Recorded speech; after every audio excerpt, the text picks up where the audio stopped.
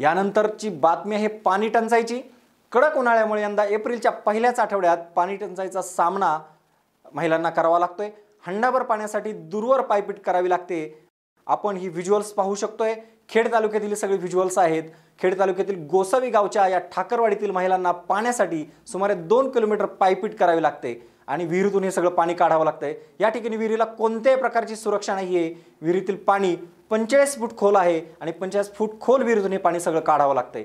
जीव धोक्यात घालून हे सगळं पाणी काढावं लागतंय। एका हंड्यासाठी या महिलांना आपला जीव धोक्यात घालावा लागतंय। प्रशासनाने तातडीने उपाययोजना करून या ठिकाणी पाण्यासाठी टँकरची व्यवस्था करावी अशी या महिलांची मागणी आहे। साधारण किती लांबून तुम्हाला इकडे पाणी आणायला लागतं? 2 किलोमीटर। म्हणजे साधारण 2 किलोमीटरवरून तुम्ही पायपीट करून या ठिकाणी या विहिरीवर पाणी भरता का? आणि रोज किती वेळा पाणी भरता?